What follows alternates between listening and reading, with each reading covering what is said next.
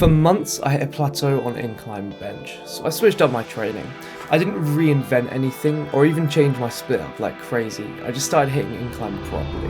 I've always prioritised upper chest because I feel like lower chest is the worst thing for aesthetics. If you spam flat bench, like most people that first go to the gym do, you end up having this like kind of movie look where your chest, rather than going out like that, it comes straight down. You get like a Andrew Tate chest versus Alex Eubank chest. Especially when you're wearing a shirt or whatever and you have that like flat chest, it almost looks a bit movie.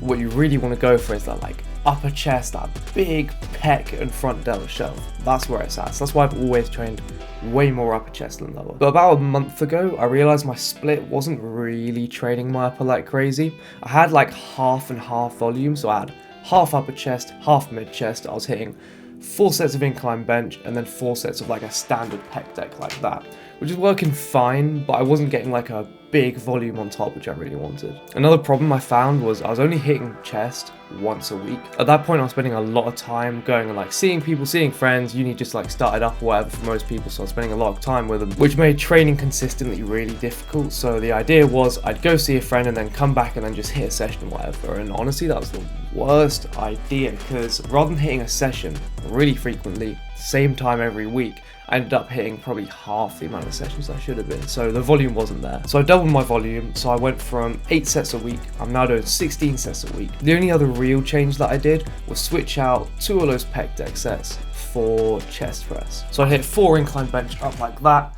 then another 2 incline chest presses where it's kind of got like that increasing movement up like that, which is so good for your front delts and like really upper chest. Then right at the end I was hitting pec deck because I thought the best way to grow that upper chest is have like the priority be on those. So not only am I training more upper chest, the first sets I should do are upper chest so I can exert like max effort on those ones as well. I also feel that that incline chest press where you have a really fixed movement arc gave me so much more stability for my incline benches. So rather than having that like, you know, movement where sometimes you're pushing up on incline bench and your like elbows come forward or whatever, I was able to commit to a way more like stable path, which is pretty sick too. Because if you have bad reps with dumbbells, you are asking to get injured. So how has my upper chest experiment gone so far? How has increasing my incline bench actually turned out? It has been unfucking real. Basically every session for the last month I've increased my incline bench. I got hella autistic with it too. I put my planned bench weight for each session in my calendar before I'd hit it, which is fucking ridiculous, but for some reason it worked. I'm quoting it like the calendar method or whatever. If you've got a goal and like a target weight, say you want to hit an 80 kilo bench in a month's time, every time you have a session, break down how much you need to increase by to get to that weight by the end of the month. So let's say I'm 70 right now, by the end of the month I want to get to an 80 kilo bench or whatever. You can do this with your weight as well. Just say, okay, next week 72.5, next week 75, next week 77.5. Write it in your calendar. So sometimes you can get a little bit lost when you're doing a really long training segment. Say you're cutting or you're bulking for 8 weeks, whatever, you can get a little bit lost because it's such a long period of time. But if you can just check your calendar, remind yourself where along your path you are and if you're on track, that's honestly really helpful. And most people do that for their weight already, but like in terms of benching weights and how much mass you're moving, no one does that.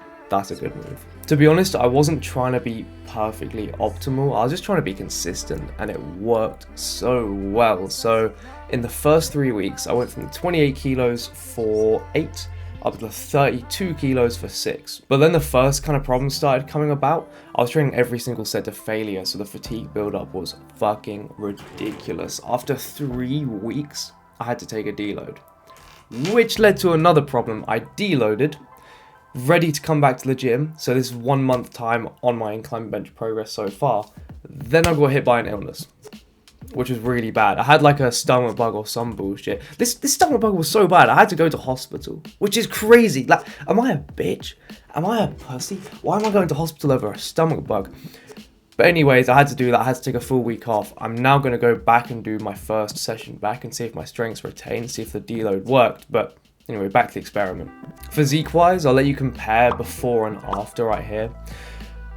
Honestly, it's been really good. My chest is way more full. My delts are so much bigger than I expected. Those front delts have so much more volume and mass. And I know that when I cut, it's going to show like crazy. It's going to be awesome.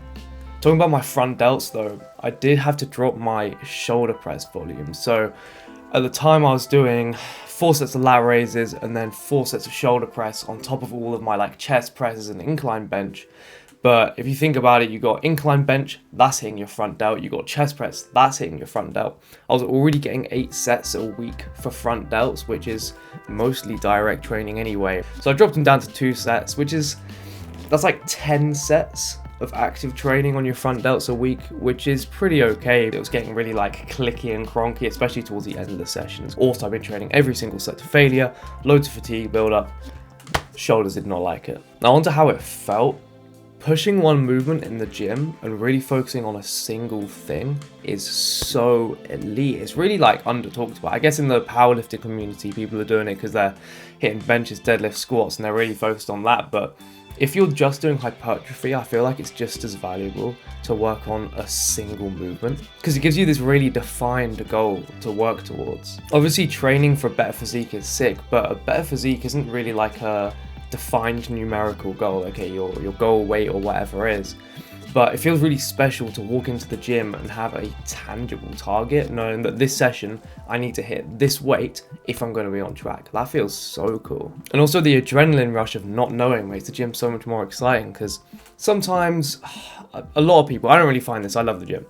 A lot of people out there, they're going to find the gym gets really boring because it's the same thing day in, day out, and they don't really see any progress. If you're not seeing progress at the gym, then it gets really boring. But this makes it so much more exciting because there's this risk. If I go to the gym, I've got a target weight. Will I hit the target? Will I not hit the target? That's where the rush comes from, and that is so fun. I've also found it really confidence inspiring to know that I'm getting stronger. When you've been lifting for a really long time, you can get a little bit lost feeling like you're not making progress at all points. So when you're a beginner lifter, every single muscle blows up, it's sick. But when you become a little bit more advanced, or like even intermediate lifters or finalists, you kind of don't increase all your muscles at the same time. It becomes a little bit slower. But focusing on just one muscle group has really locked it into my mind that I'm still achieving something because I'm still achieving growth in one place. And to be fair, because I've been so focused on that one thing and I've been so consistent with one muscle group, all the other ones have increased as well. I'd say I was caught a little bit off guard by how fast I'd have to deload. So for my next training block, I'm going to have weightless sets to failure. I'll probably leave like 1 or 2 reps in reserve. I love training to failure, it's so exciting, but 2 reps in reserve, a couple reps away from failure each time, that would be much better. It's honestly so much harder to have the restraint to not hit failure each time than to just blast myself every set. I don't know if this was optimal at all, but I know that training consistently, eating consistently has got me this far, so let's keep pushing forward.